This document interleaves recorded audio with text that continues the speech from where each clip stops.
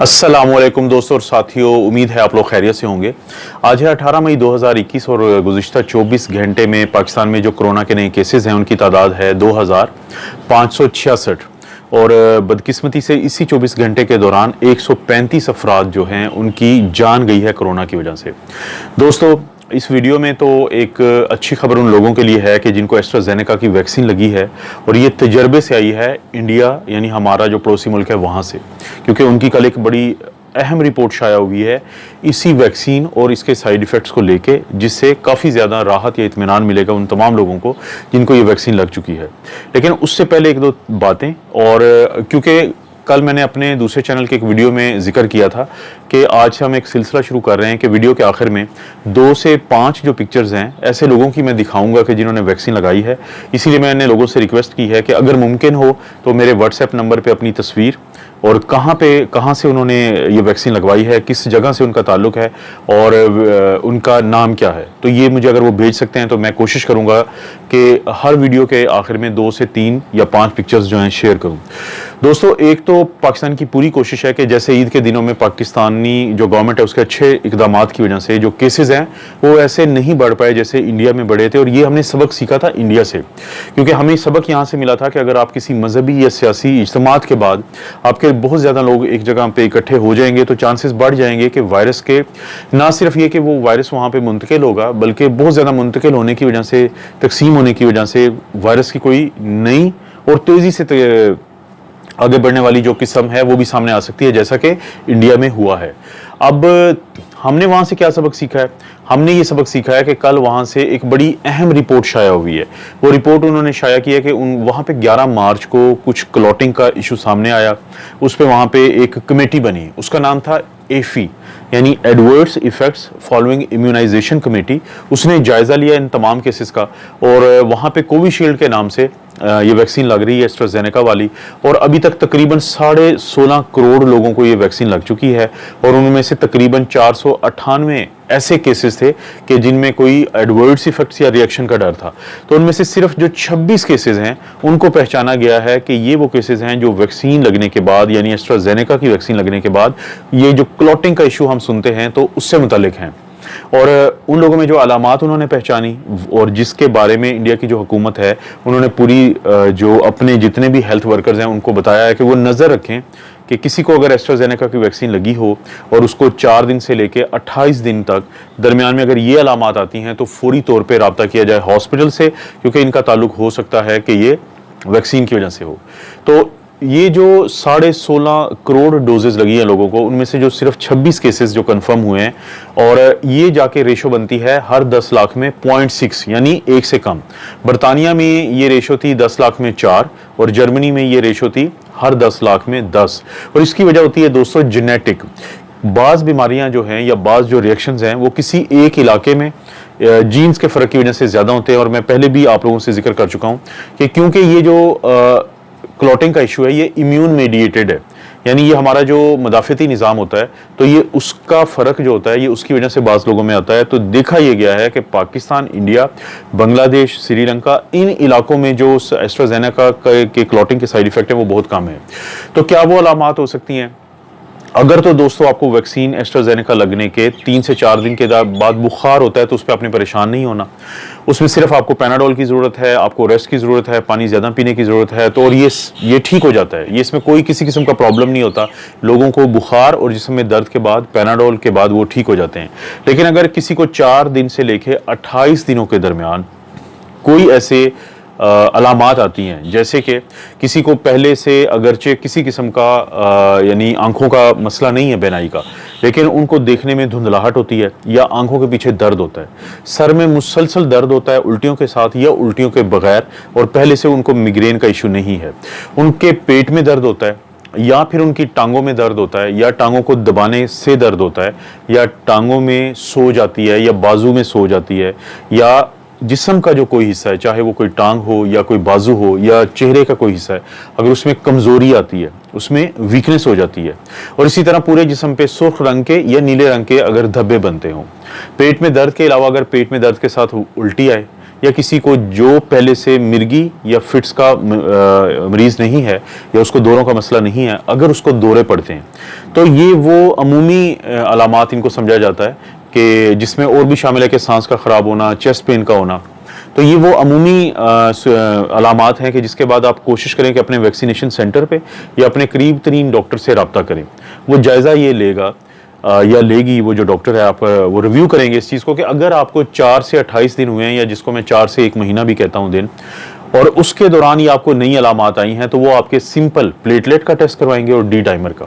अगर आपका प्लेटलेट कम हो और डी डाइमर आपका ज़्यादा हो तो इसका मतलब है कि ज़्यादा शक हो सकता है कि ये क्लॉटिंग का कोई इशू हो। उस सूरत में आपका चांसेस यही हैं कि या तो वो ब्लड का हम एक टेस्ट करवाते हैं, एलाइजा का एक टेस्ट होता है, बड़ा मखसूस टेस्ट होता है जो आपका डॉक्टर ही अब करवाएगा, वो एंटीबॉडीज़ का एक टेस्ट होता है प्लेटलेट फैक्टर 4 का, या फिर आपके जो दिमाग का सीटी स्कैन होता है, तो वो जो सीटी स्कैन है उसको हम कंट्रास्ट सीटी स्कैन कहते हैं, विनोग्राफी कहते हैं, या जो एमआर विनोग्राफी, ये मखसूस किस्म के टेस्ट हैं, तो वो करवा के फिर कंफर्म किया जाता है। लेकिन अगर आपकी हिस्ट्री देने पे और प्लेटलेट्स और डी डाइमर के टेस्ट पे आपके डॉक्टर जो हैं उनको शक हो जाए कि ये क्लॉटिंग हो सकती है, तो फौरी तौर पे इसका इलाज शुरू किया जाता है, जिसमें कि पहले भी मैं बता चुका हूँ कि मखसूस किस्म की खून पतला करने वाली दवाई है, लेकिन आपकी प्लेटलेट्स के लेवल को चेक करने के बाद ही वो देंगे। इसलिए बहुत सारे वो दोस्त जिनको कहा जाता है कि आप एस्ट्राजेनेका लगवाने के बाद खून पतला करने वाली दवाइयां शुरू कर दें,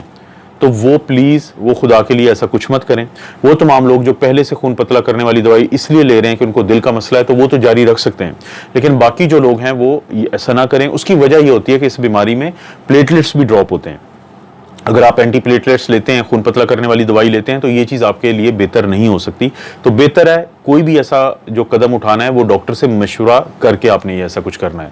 तो उसमें फिर ये होगा कि अगर आपको वो उनको अंदाज़ा हो जाता है कि आपको ये क्लॉटिंग का इशू हो सकता है, तो वो आपको खून पतला करने वाली मखसूस अद्वियात होती हैं, रिवेरोक्साबैन है, एबिक्साबैन है, या फिर आपको हो सकता है वो इम्यूनोग्लोबुलिन्स, एक खास किस्म की प्रोटीन्स आपको दे सकते हैं, वो स्टीरॉयड दे सकते हैं, वो आपका प्लाज्मा फेरिसिस कर सकते हैं। ये सारी आपकी सूरत हाल पे इसका इन्हिसार है कि आपकी सूरत हाल कैसी है, कि आपको क्लॉटिंग हुई है, क्लॉट टूट के कोई एम्बुलेंस हुआ है जिसको हम पल्मोनरी एम्बोलिज्म कहते हैं, या खुदा न खास्ता स्ट्रोक हुआ है, या कोई ब्लीडिंग का इशू है, तो उसके मुताबिक ही आपको आपका डॉक्टर फैसला करेगा। तो ये इंडिया में जो हेल्थ डिपार्टमेंट है उसके तमाम लोगों को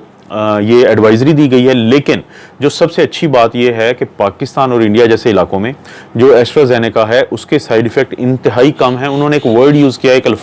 लफ्ज़ यूज़ किया है जिसको कहते हैं मिनिस्क्यूल, के इंतहाई कम।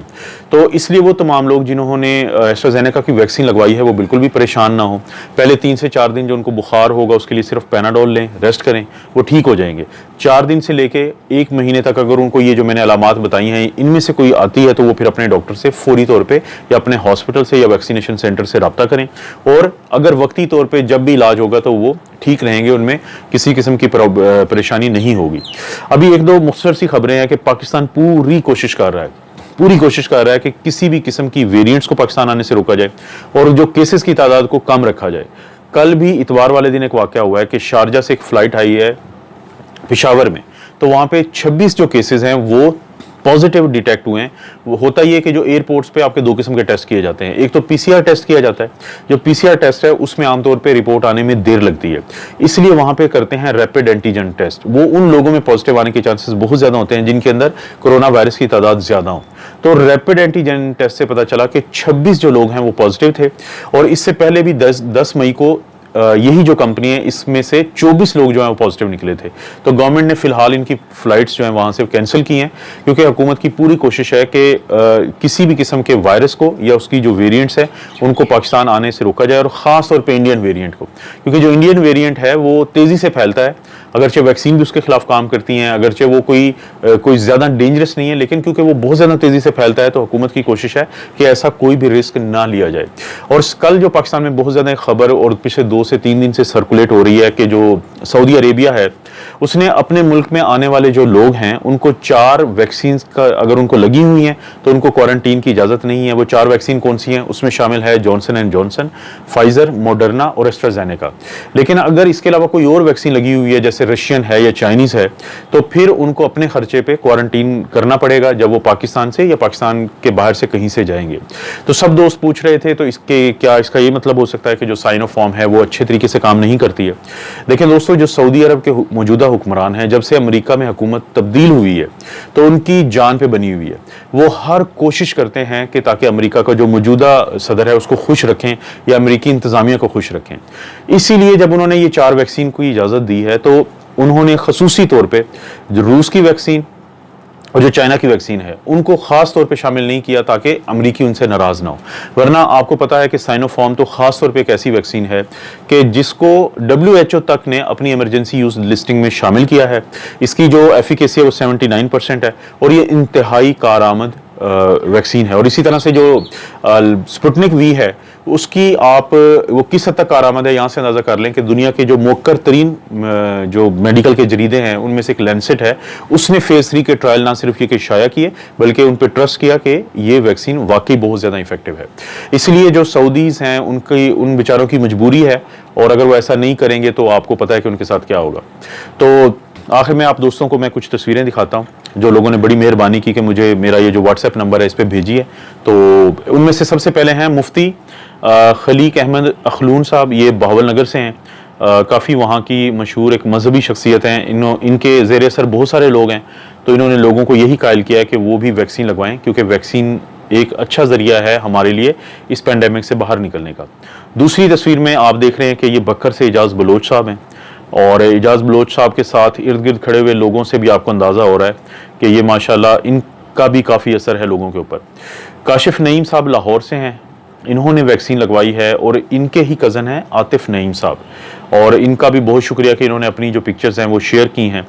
और आखिर में नुमान खान, ये सवात से हैं, ये MBBS के स्टूडेंट हैं और इन्होंने वहाँ से ना सिर्फ कि खुद वैक्सीन लगवाई बल्कि इनके वालिद साहब और इनके जो अंकल हैं उनकी भी इन्होंने पिक्चर्स भेजी हैं मुझे, और भी बहुत सारे लोगों ने भेजी हैं। लेकिन क्योंकि मैंने आप लोगों से वादा किया है कि इस चैनल पे और अपने दूसरे चैनल पे मैं हर रोज़ वीडियो के एंड पे 2 से 5 तस्वीरें ज़रूर दिखाऊंगा ताकि सब लोगों को अंदाज़ा हो कि हर उम्र के जो लोग हैं वो वैक्सीन लगवा रहे हैं। दोस्तों, आप अपना और अपनी फैमिली का ख्याल रखें। अल्लाह ताला आपको और आपकी फैमिली को हर किस्म की बुराई, बीमारी और आजमाइश से महफूज रखे।